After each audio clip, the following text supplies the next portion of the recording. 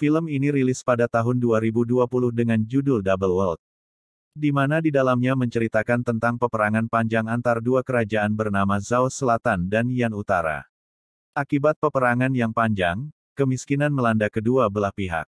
Perjanjian perdamaian sempat terjadi antara keduanya. Namun hal itu tidak berlangsung lama, peperangan panjang akan terjadi lagi di antara keduanya. Film diawali dengan adegan dua orang utusan dari Yan Utara datang membawa hadiah untuk sang raja. Tanpa mereka sadari ternyata hal itu adalah jebakan, untungnya para pendekar kerajaan dengan sigap mengantisipasi serangan tersebut dan menghabisi keduanya. Kejadian ini menyebabkan keresahan di kalangan kerajaan. Akhirnya guru besar kerajaan yang bernama Guan meminta izin kepada raja untuk mengadakan kontes bela diri, yang mana tujuannya adalah mengangkat maskelar besar lapangan kerajaan demi mengantisipasi serangan-serangan susulan. Tanpa pikir panjang raja mengabulkan permintaan itu.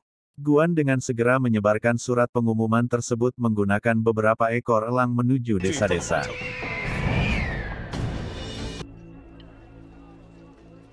Film dilanjutkan dengan aksi seorang berandal usil yang sedang mencuri air di sebuah desa yang bernama Qinyuan. Pemuda ini bernama Dong Yilong. Atas aksinya tersebut, para penjaga desa mengejarnya dan menyebabkan kerusakan serta keributan di sana.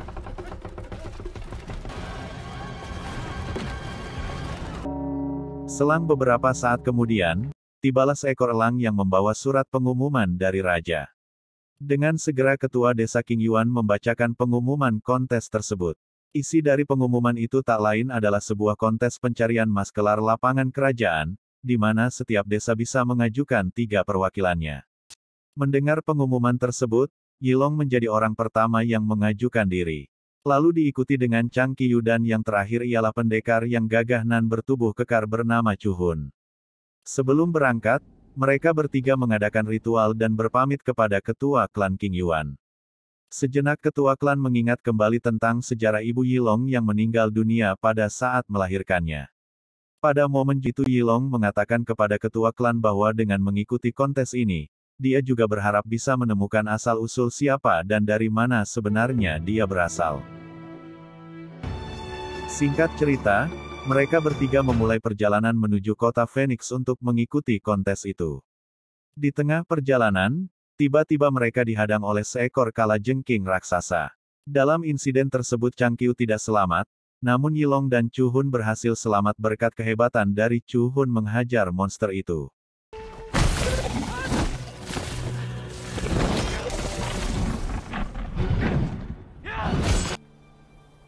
Karena hari mulai sore, mereka memutuskan untuk istirahat sejenak. Disitulah Chu Hun bercerita kepada Yilong bahwa sebenarnya tujuannya mengikuti kontes hanya untuk bisa membunuh guru besar Guan.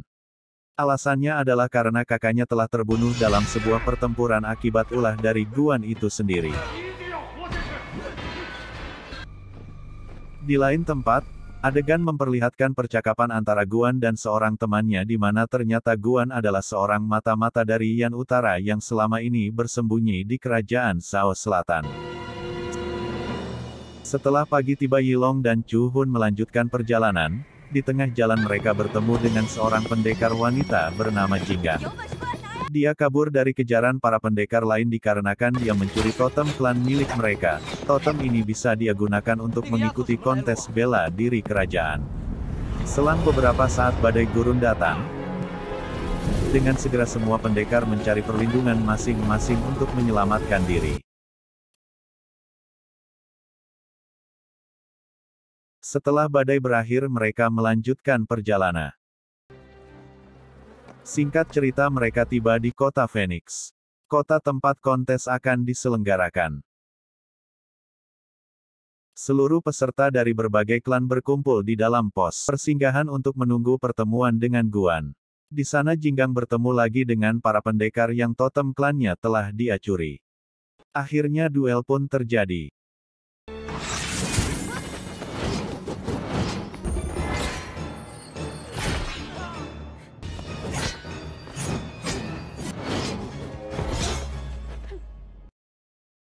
Selang beberapa saat, tibalah guru besar Guan didampingi oleh ajudannya yang bernama Wu Yang. Melihat kedatangan Guan, Chu Hun sudah tidak sabar ingin segera menghabisinya. Namun Yilong mencegahnya karena itu bukan waktu yang tepat. Pada momen itu Guan meresmikan semua kontestan dengan bersulang bersama. Setelah pertemuan itu, semua kontestan dipersilahkan untuk beristirahat. Di tempat peristirahatan Yilong dan Chu Hun ngobrol-ngobrol santai perihal kehidupan masing-masing. Di sana Yilong menjelaskan tentang mimpi yang sering datang kepadanya. Dalam mimpi tersebut Yilong merasa dia harus berbuat sesuatu untuk sebuah perdamaian. Dia juga menasehati Chu Hun agar tidak terlalu gegabah dalam mengambil keputusan. Pagi harinya mereka berdua hendak jalan-jalan santai menunggu waktu kontes dimulai. Di tengah perjalanan mereka menyaksikan sebuah pertunjukan pertarungan antar budak dari Yan Utara. Di mana pemenang dari pertarungan tersebut akan dilelang untuk ditebus oleh seorang pembeli.